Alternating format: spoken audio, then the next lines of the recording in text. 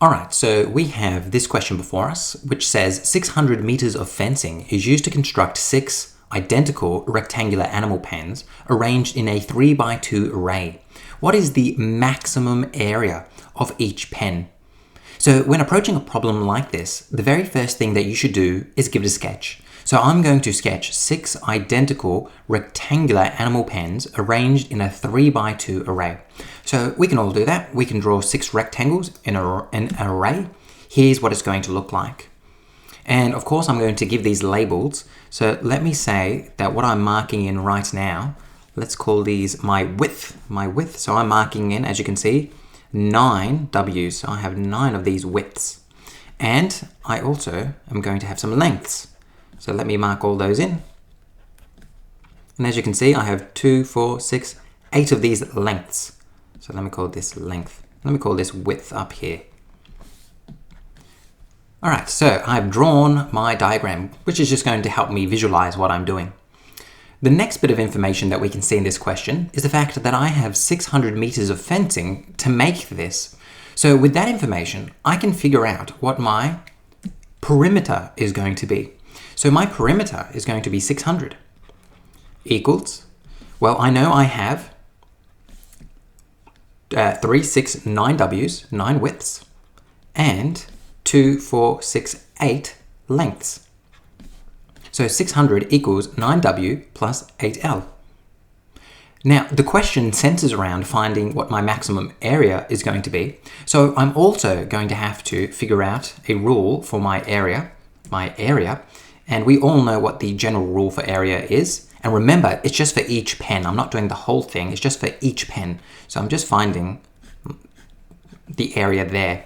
So my area is going to be my length times my width. Perfect. So hopefully you can all do those preliminary steps. Now we need to figure out what the maximum area is going to be. Now to do that, I'm going to have to rewrite what my area is here, my rule, but I only want it with one variable. So at the moment I have L and W, but I purely want it in terms of one of them. I don't want L and W. So in order to figure out how to do this, I'm going to come over to my perimeter and rearrange it so that I have L as my subject. But you could do W as your subject. Either way is allowed. But I'm just going to choose to do L. So I'm just going to rearrange. So I'm going to minus 9W to both sides and then divide by 8. And that's going to leave me with this. So I could say that L equals 600 minus 9W over 8. And let me make that another color. So now I know that L equals this, which means I can take this and I can put it into my L spot. And that's what we're going to do now. So I'm going to rewrite my area. My area is going to be 600 minus 9W over 8 W. And just so we're all clear, this is that. So I've simply put this into my L spot. Perfect. Now, if I wanted to, I could expand this out. So I would have A equals 600 W minus 9W squared over 8. And hopefully you can see that this is a quadratic because we have this squared value here. I could write this in the more conventional sense. I'm actually going to get rid of this W because I think it's just going to annoy us. It's going to be 8 equals, let me put my squared valued first. And then I'm going to have 600, there should be a plus, 600W over 8. And of course I could rewrite this as minus 9W squared over 8 equals 8. 8 goes into 675 times W. Perfect. So we could rewrite it like that if we chose. And the reason why I'm writing like that is just to allow us to appreciate the fact that we're just dealing with a quadratic here. Now, what I need to do now is figure out where my A is going to be the biggest because I'm trying to figure out where my maximum area is going to be. Now, you don't have to draw a graph to figure this out, but I'm going to do it purely because I think it's going to help us visualize it.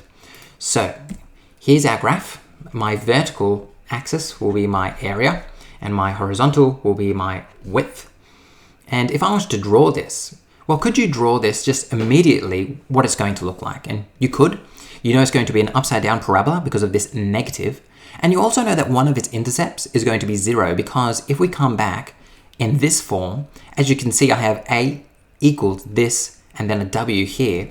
So when I'm trying to find what my w intercepts are going to be, I'm going to set this equal to 0, which is something, I don't know. And then I'm going to set w equal to 0. So that obviously means that one of my intercepts is going to be, let me get a pen, it's going to be here at 0. And the reason why I tell you that instead of going through the laborious process of finding out what my intercepts are is because it's important that you don't waste time when you're doing these questions. You want to use what you already know. And I know that based on this, one of my intercepts will be 0. I don't know what the other one will be, but that really isn't necessary to answer this question, and you're going to see why. So now, with that information, I know it's upside down and one of the points is 0. I'm going to draw that. Now, my other intercept here is there, and I don't know what that is. That's when I set this equal to 0. And to be honest, I don't really care what it is. I don't need to answer that question. This graph is just to enable us to visualize what we're doing. So don't get too worried about figuring out what that is. What I want to know is where I have my biggest A value. So my biggest A value, which will be here. Where is that going to exist? So I need to figure out the W that corresponds to this big A, to the maximum A. Now, how am I going to figure that out? Many of you might do it by figuring out what this intercept is. And by figuring out what this intercept is, you can then half it to figure out there. But another way you could do it is by recognizing that this value right here, because it is the center of my quadratic, is going to be negative b over 2a. Hopefully you all remember this little formula to figure out the center of a quadratic. So I could come down now and I could say, I'm trying to find negative b over 2a equals. Now, what is my b value? My b value is going to be 75, so it's going to be negative 75. My a value is minus 9 over 8, and we're timesing that by 2, so it's going to be negative 18 over 8.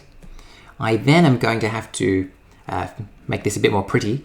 These negatives are going to go away, and I'm going to get 8 times 75, which is going to be 600 over 18. Let me scroll across. I then, of course, can simplify this. Both of these can be divided by 6. 600 divided by 6 is 100.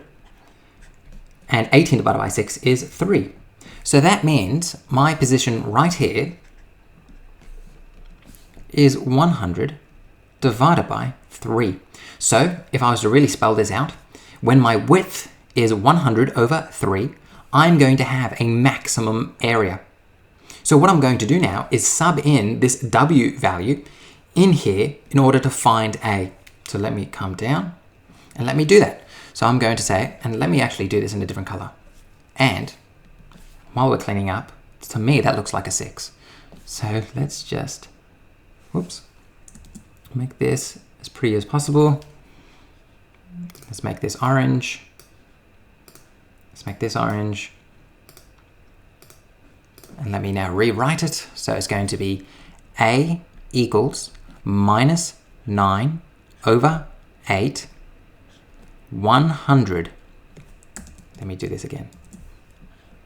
100 over 3 squared plus 75, 100 over 3.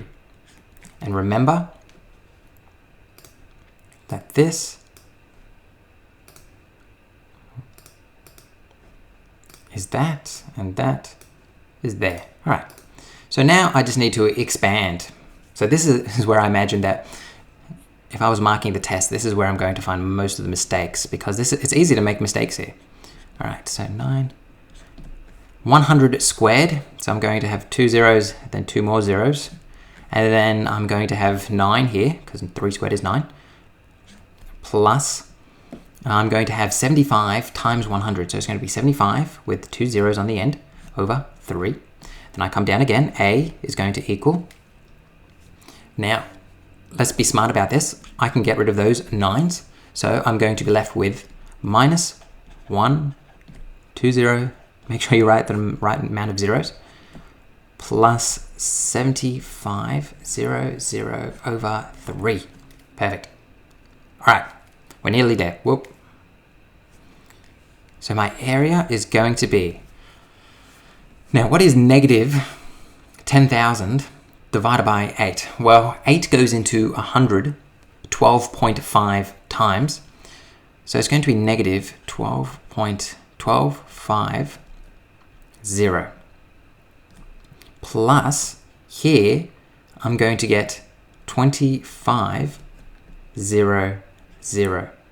And the reason why I know that is because 75 divided by 3 is 25, and then I've just got these zeros on the end. And that is looking good. So now when I come to plus these together, I'm going to get 1250. Perfect. And that's my answer. So I'm going to say, let me come up here. I'm going to say, therefore, max area is 1250 meters squared. Get my highlighter and give that a highlight. So that's how we go about these problems. So hopefully this was helpful. It was kind of a long question, a lot of working out there, but hopefully that all made sense.